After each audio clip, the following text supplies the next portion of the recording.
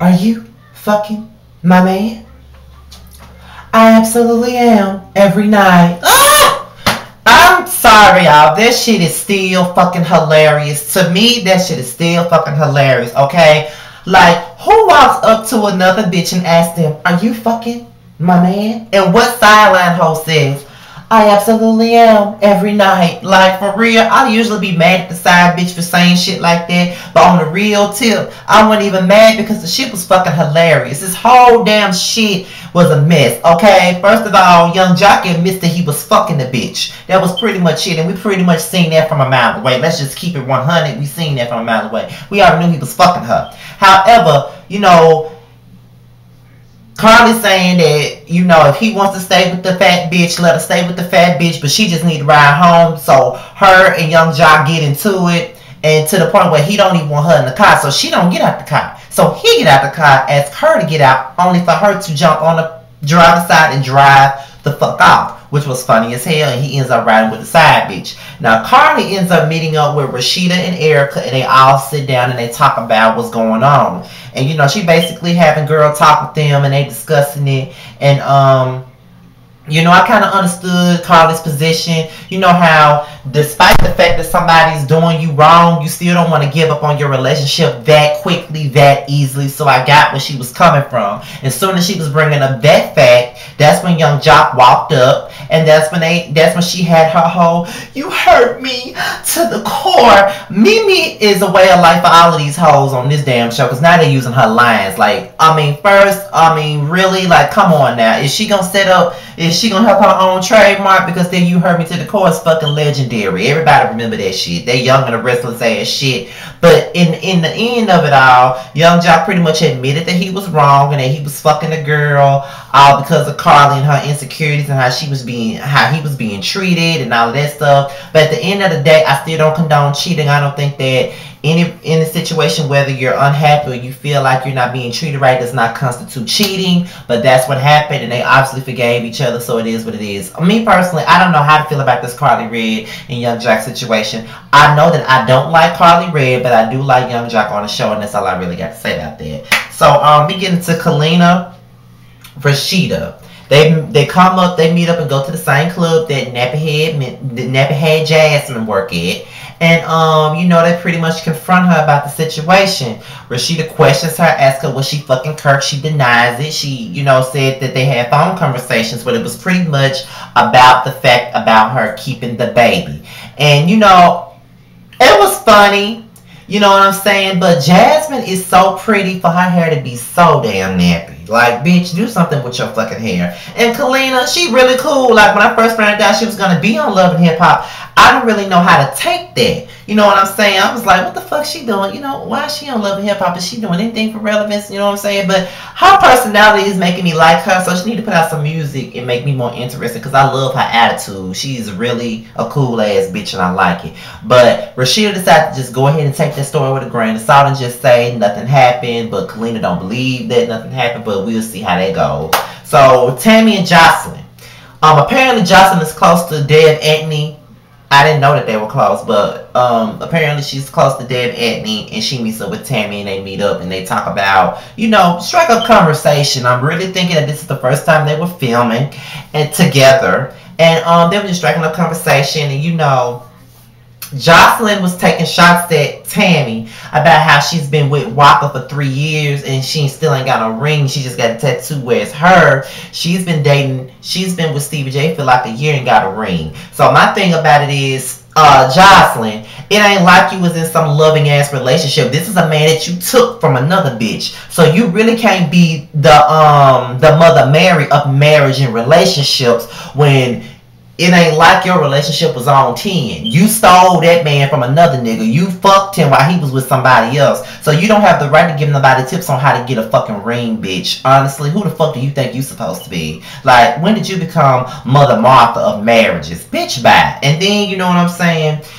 Tammy is apparently supposed to be styling Jocelyn for the Hip Hop Weekly, and everything that Tammy has in mind for her, Jocelyn don't want to do it because she feels like she needs to show a little bit more ass and be sexy. But you know, that's all that Jocelyn knows because she's a hoe, and that's all she pretty much knows how to do is to show her ass for attention. That's how she got Stevie. So what else do you think? So that's when Tammy gets up with Mimi and Rashida, and they talk about you know what I'm saying? I think this was Tammy and Mimi first time meeting. And I think that's when Tammy brought up Jocelyn. No, Mimi brought up Jocelyn talking about Stevie J and how the shit is fake between Jocelyn and Stevie J.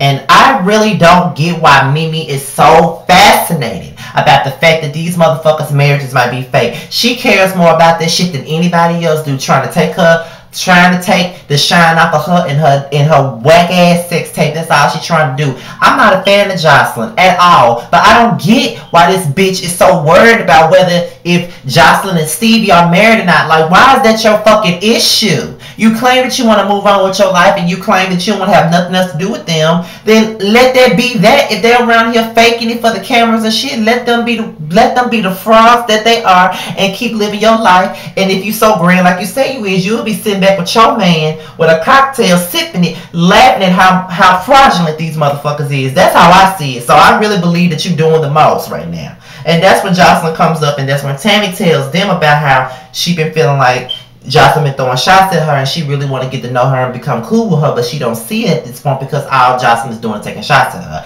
And that's when Mimi decides to give her advice and say, you know what I'm saying, it doesn't matter how cool she may appear with you, she will stab you in your fucking back. That's pretty much what she was telling Tammy. So then Dawn and Mimi meets up with Benzino or whatnot, and they pretty much give Benzino the proof that Dawn showed to Mimi, and that the proof that Dawn showed to Stevie, pretty much showing him all the proof that the marriage is fake and how he was basically got the article printed in his magazine under false pretenses. They are not really married, and if they weren't married, the marriage certificate would be public knowledge. Everything's done by computer these days. It would be public. But since there's no marriage certificate, there's no marriage. Now, Benzino does not want to listen to what the fuck Dorothy and Sophia got to say about the situation. So with that being said, of course, those are serious accusations, and he has in his mind that, okay, I gotta protect my business, which is the smart thing to do. So he got to question his brother, his best friend, about the situation. Although he don't want to, and although he don't think that Stevie J would do some shifty shit, like have him print an article about a marriage that's not even real under false pretenses, and knowing that it'll put,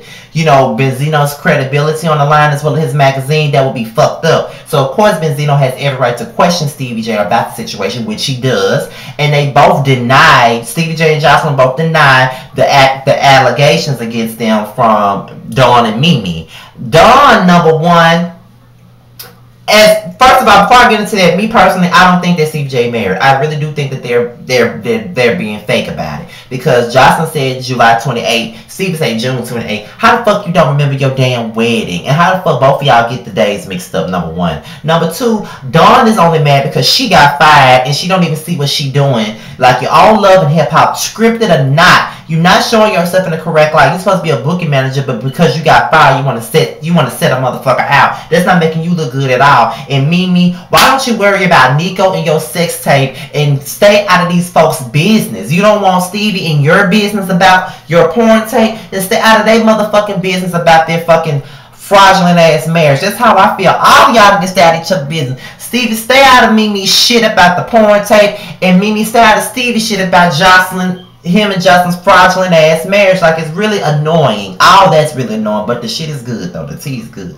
Now, the last thing I'm going to talk about is Scrappy, Bambi, and Erica Pinkeye. Now, we already know that last week Bambi had the miscarriage or whatever, and you know, her and Scrappy talked about the situation, and she told him how Mama D came over and all of that. So Scrappy goes over to talk to Erica Pinkeye about it. He basically tells her that she had a miscarriage. And Erica Pinkeye all mad and shit. How you gonna have a baby with someone that you don't love? Like, that's stupid. As stupid as it is, bitch, do you live in the real world? Because there's a lot of people that have babies with motherfuckers that they didn't plan to to have babies with. So stop trying to be judgmental. You only mad because he got another bitch pregnant that wasn't you. Because he's not in love with your ass either. And I'm pretty sure that if you got pregnant for him, bitch, you would have been happy about it. So have a motherfucking seat, okay? Y'all, I'm not feeling her ass, period. So then we get into Scrappy birthday party. He invites Erica Pink out, which he should. I mean, if he wants to, that's his friend.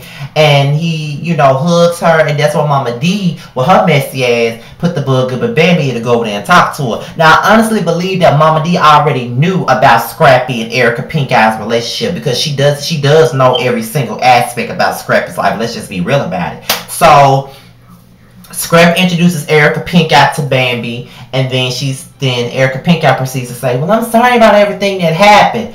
Number one, you don't do that, bitch. Don't come in my face showing me no phony ass concern about my miscarriage, something that's personal to me, something that's hurtful to me. You don't come to me like that and you being shysty. Although Baby didn't know that, but it's the fact that Erica Pink Eye was not being sincere. She was being messy and passive aggressive, bitch. You don't know her like that, and you trying to fuck her man behind her back. Why are you showing her this phony ass concern? That's why Bambi popped your ass in your fucking face and whooped your ass, and now you want to act a fool and go all outside and act a fool and kick your legs up in the air like you really bad. And Bambi beat your ass and you can't deal with it. So with that being said, that's my review of Love and Hip Hop Atlanta. For those of you who are asking me about R&B Divas, Atlanta, and Married to Madison, for the last time, I'm not doing any more reviews on those shows. Those shows have bored me to death, and I ain't got the time. Life is too short. I ain't got time to be wasting my breath talking about it. If a good episode comes along, then maybe I'll review it. But as of right now, I'm not reviewing it.